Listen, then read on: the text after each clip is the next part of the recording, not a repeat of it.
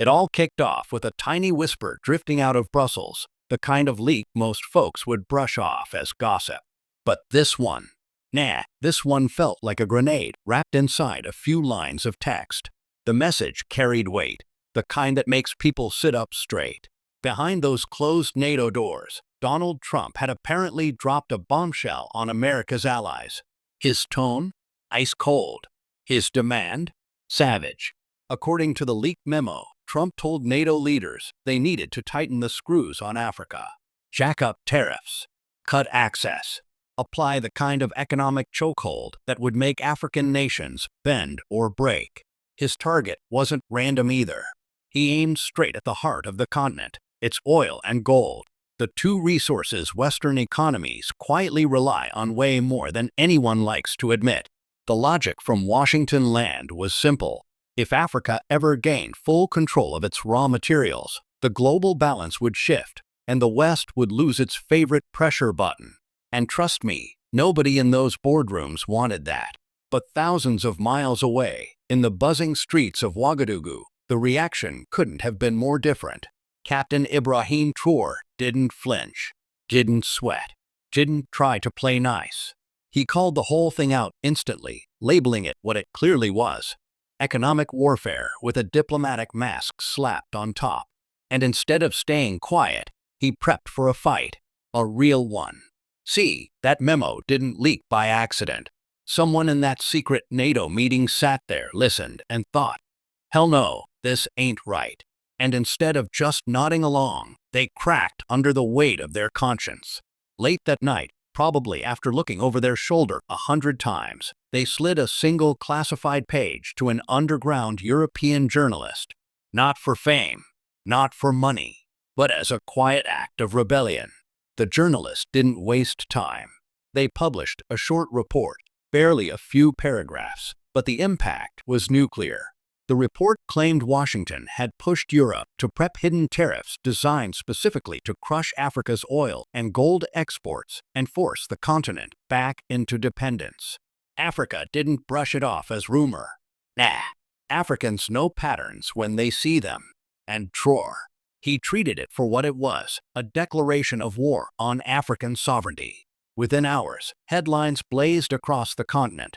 Europe targets African oil and gold. New tariff push raises alarms across Sahel. Online, young Africans fired back louder than the officials. How long will they keep deciding our future? When do we finally say enough? Before the sun even crawled up the horizon, Traoré had his advisors in the room. The air was thick, tense, electric. This ain't about tariffs, he told them, voice sharp.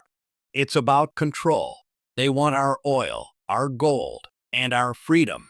If we bow today, we'll be crawling tomorrow. By mid-morning, calls shot across the Sahel, Mali, Guinea, Niger. Traoré wasn't asking for diplomatic pleasantries. He wanted fighters, leaders who understood the stakes. Something had shifted. A storm was coming. And Africa wasn't planning to hide indoors. But the moment the African leaders sat together behind closed doors, what they uncovered shocked even the toughest among them. And that's when the entire world realized Africa wasn't playing defense anymore. The summit didn't happen in Paris or Geneva or any fancy glass building with diplomats sipping overpriced coffee. No, Traoré made sure the meeting took place in the heart of West Africa, on home turf, where the echoes of history were loud enough to drown out Western pressure. Behind thick wooden doors and guarded hallways, leaders from Mali, Niger, Guinea, and beyond gathered, not as nations begging for relief, but as people, standing on the edge of a new era. The mood inside that room? Pure fire. Every leader carried scars from the same old story. Gold disappearing through shady contracts, oil fields run by foreign firms, profits flying overseas while villages stayed stuck in the same cycle of poverty. It wasn't new. It wasn't surprising. But this time, nobody wanted to swallow it quietly. Traoré set the tone the moment he walked in. If they hit us with tariffs, he said, leaning forward, then we'll flip the script. We shut off the oil. We shut off the gold. We'll find partners who treat us like humans, not like their damn backyard supply closet. That line hit the room like thunder. For a second, everyone went silent. Then the nods came. Slow at first, then stronger. They all knew the stakes. Cutting off exports could mean shortages, price hikes, hard nights. But it also meant dignity. For once, the continent wasn't reacting. It was leading. The news didn't leak through official channels. Nope. It spread through the people. Taxi drivers whispered the updates. Radio stations replayed pieces of the speeches.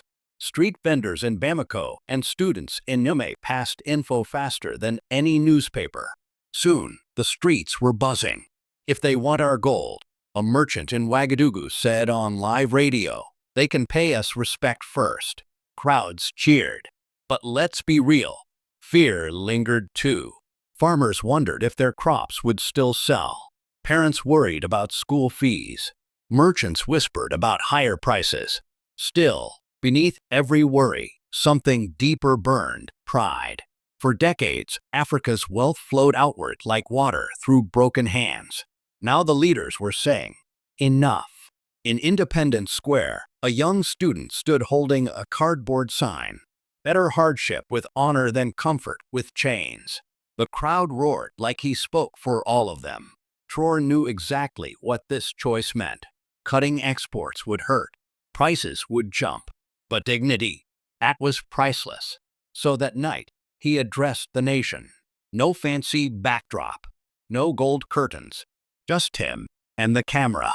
We may suffer, he said, voice steady. But I'd rather suffer standing tall than live forever on my knees. Those words lit something across the continent, from fishermen in Dakar to miners in the Congo. People who once felt overlooked started to feel like part of a movement way bigger than themselves. The whisper from Brussels had become a full-blown battle cry echoing across Africa. And while Africa rallied, Europe felt the earthquake. Traders in Frankfurt watched gold prices skyrocket. Energy officials in Paris panicked about their uranium supply. Car companies in Italy stressed over cobalt drying up. Everyone realized something they didn't want to admit. Africa wasn't the dependent one, Europe was. And the scary part, this was just the beginning. But as Europe scrambled and Washington doubled down, Africa saw the counterattack forming, and it wasn't coming with tanks. It was coming through banks, ports, and cyber strikes. Europe didn't send troops, missiles, or drones, at least not at first. No, their counterattack arrived wearing a suit, carrying a clipboard, and hiding behind technical issues. It started quietly, the way all political traps do. Within days of Africa's defiant summit, European banks suddenly froze accounts linked to state-owned companies in Burkina Faso and Mali. No warning, no explanation.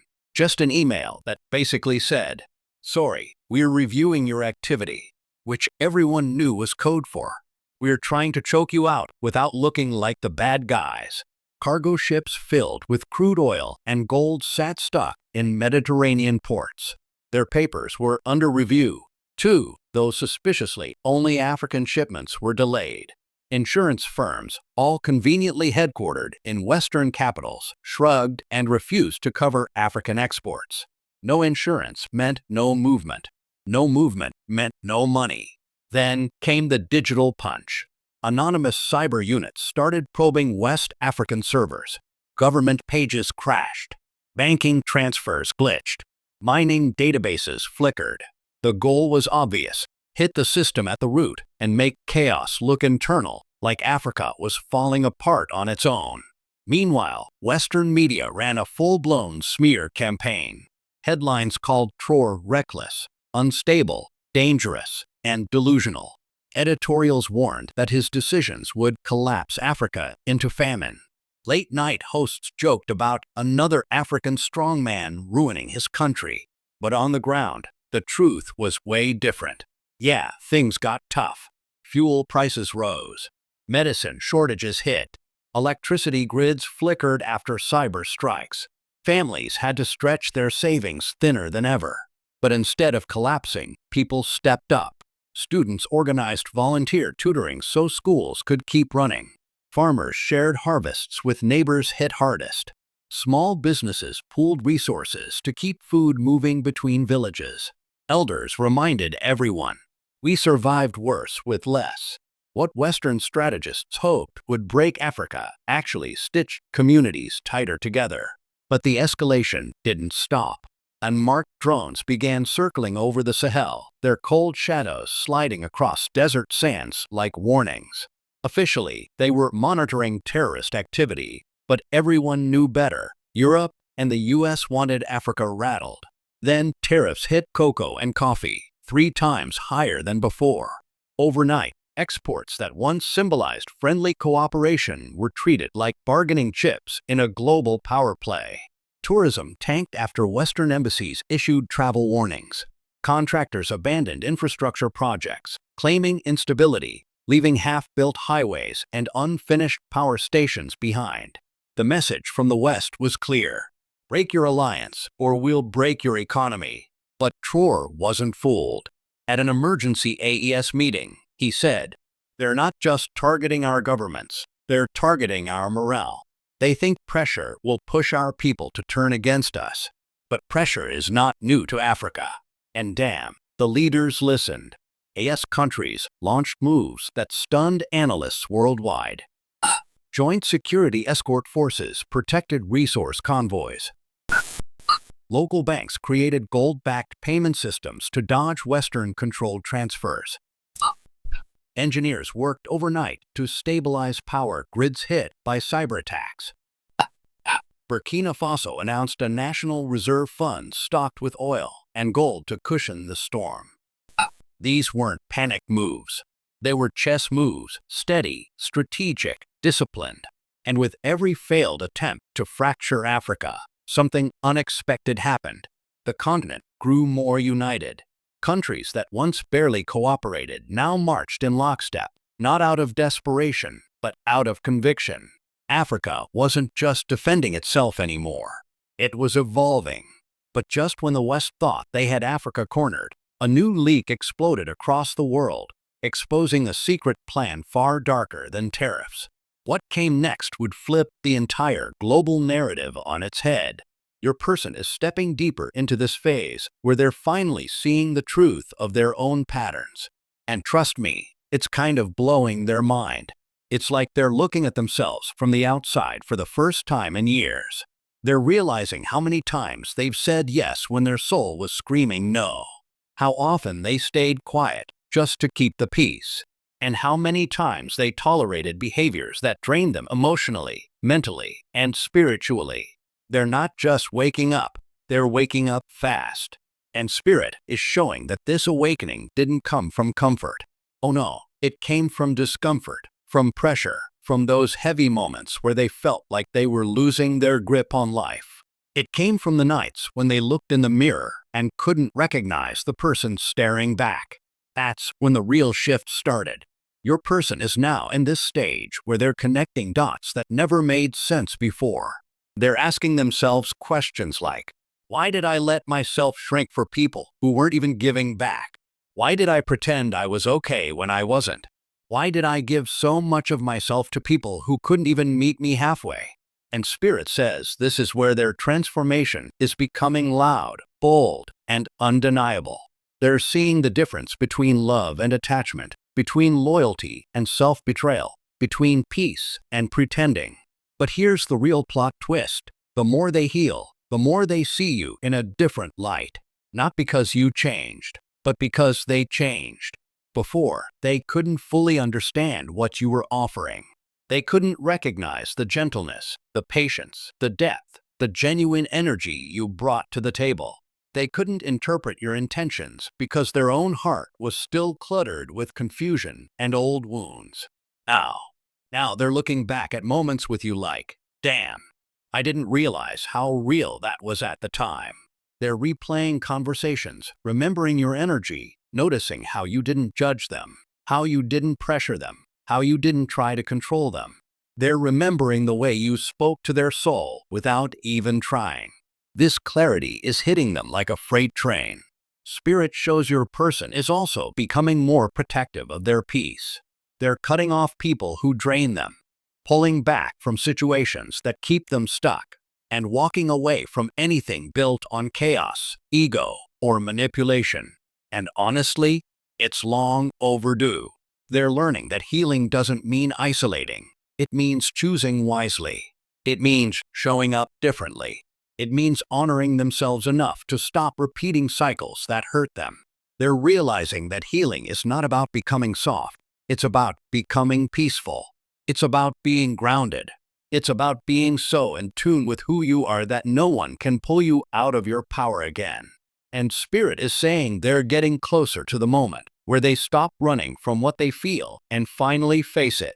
They're getting close to the moment where they stop pretending something didn't matter when it did.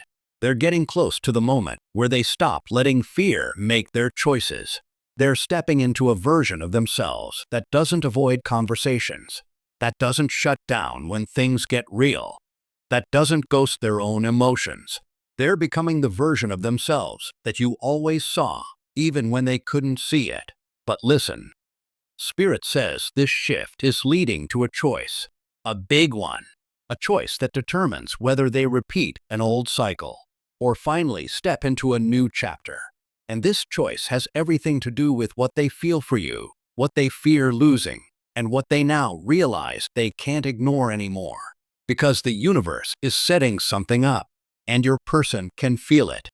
If you're ready to hear what your person is about to choose, and what Spirit says happens right after they make that choice, then stay locked in, because part 5 is where everything gets real.